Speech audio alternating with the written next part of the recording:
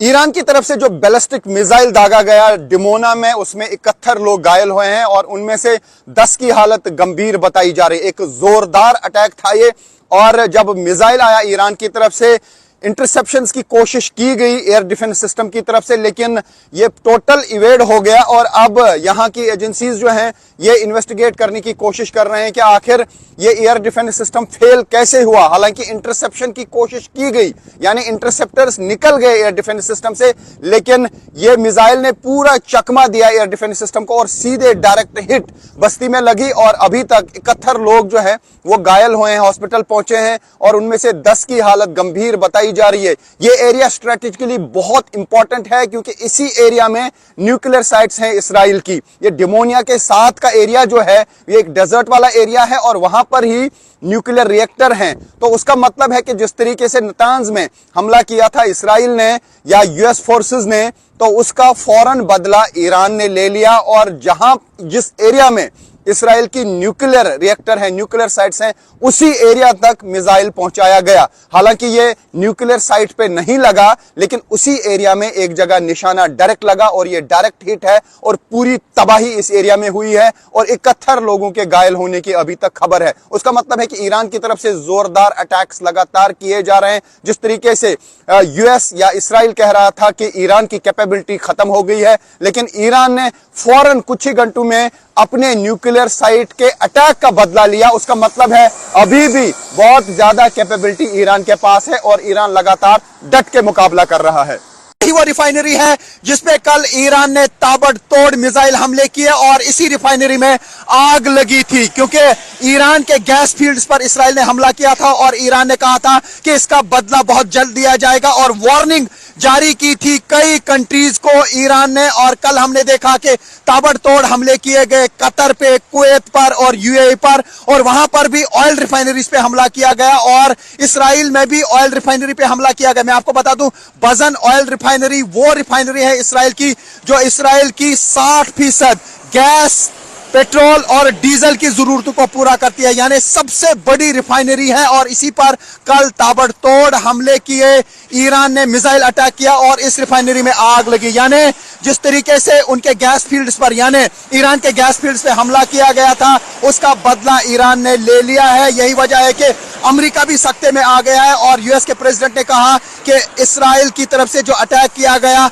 उसमें US forces शामिल नहीं थे। तो ये आप देख सकते हैं एक बहुत बड़ी रिफाइनरी है, और यहां से ही गैस, पेट्रोल, डीजल और बाकी प्रोडक्ट्स जो हैं वो सप्लाई होते हैं पूरे इसराइल को। और बताया जा रहा है कि ये सबसे बड़ी रिफाइनरी है इसराइल की जिस पे ईरान ने हमला किया है, यानी ईरान के मिसाइल्स यहां तक पहुंच गए हैं। हालांकि इसराइल का दावा है कि एक शार्पनर गिरा था, उससे ज्यादा नुकसान नहीं हुआ, लेकिन हमने देखा कल धुएं के गुबार यहां से उठ रहे थे, यानी ठीक टारगेट पे निशाना लगा है ईरान का, और ईरान ने फौरन बदला लिया गैस फील्ड्स पे जो हमला किया गया था। उसका मतलब है कि ईरान ने भी एनर्जी सेक्टर को इसराइल में हिट किया।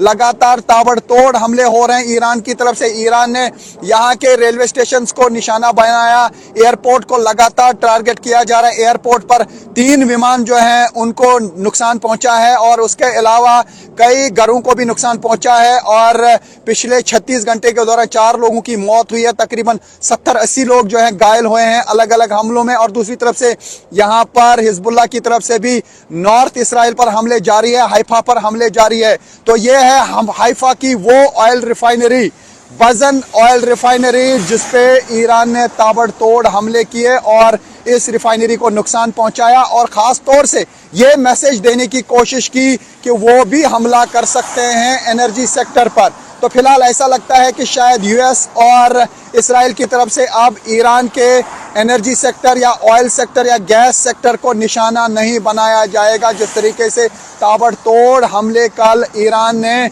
मिडल ईस्ट की कई कंट्रीज पे की, खास तौर से यहाँ कतर में, कुवैत में और दुबई में हमले किए गए, और उसके बाद शाम को यहाँ इस बजन ऑयल रिफाइनरी पे भी हमला किया गया है। तो फिलहाल पूरे मिडल ईस्ट में सिचुएशन बड़ी क्रिटिकल है और लगातार हमले हो रहे हैं। तो इसराइल और ईरान के दरमियान युद्ध जारी है, लेकिन इस युद्ध के बीच ऐसा लगता है कि शायद अब ईरान में एनर्जी सेक्टर को टारगेट नहीं किया जाएगा, क्योंकि जब वहां के गैस फील्ड्स पे हमला किया गया तो ईरान ने जोरदार पलटवार किया, न सिर्फ इसराइल की इस रिफाइनरी पे बल्कि कतर, कुवैत, दुबई में लगातार हमले करके प्रेशर में आ गया है यूएस भी और इसराइल भी। यही वजह है कि अब यूएस और इसराइल की तरफ से शायद ईरान के एनर्जी सेक्टर को निशाना नहीं बनाया जाएगा, लेकिन युद्ध का सिलसिला लगातार जारी है। Rifat Abdullah, news 18 India, Israel. और इसी रिफाइनरी पे कल अटैक किया था ईरान ने मिसाइल से और यहां पे आग लगी थी। मैं दिखाने की कोशिश करूंगा इस वक्त इस रिफाइनरी के अंदर क्या हाल है, लेकिन उससे पहले मैं आपको बता दूं ये वो रिफाइनरी है जो 50 से 60% इसराइल की तेल की जरूरतों और गैस की जरूरतों को पूरा करती है, यानी एक बड़ा अटैक है ये। तो आप देख सकते हैं यहां अभी भी धुआं उठ रहा है और ये बजन रिफाइनरी है, एक सबसे बड़ी रिफाइनरी है इसराइल की। यहां पर आप देख सकते हैं कि किस तरीके से धुएं के गुबार हैं इर्द गिर्द, क्योंकि यहां पे आग लगी थी और आग को बुझाने की कोशिश कल ही की गई थी, लेकिन कुछ जगहों पे अभी भी आग लगी हुई है। ये देख सकते हैं आप, ये बजन रिफाइनरी है और इसी पे ईरान ने अटैक किया था। तो ये आप न्यूज़ 18 इंडिया पे एक्सक्लूसिव विजुअल देख सकते हैं, ये बजन रिफाइनरी है। तो ये आप देख सकते हैं ये ऑयल रिफाइनरी कंपनी का बजन ग्रुप है और ये आप देख सकते हैं कि किस तरीके से इसके अंदर अभी भी आग लगी हुई है, अभी आग जल रही है कई जगहों पे। तो उससे आप अंदाज़ा लगा सकते हैं कि डैमेज ज़रूर हुआ है यहाँ पे। हालांकि इसराइल का दावा है कि ज़्यादा डैमेज यहाँ पे रिफाइनरी को नहीं हुआ है।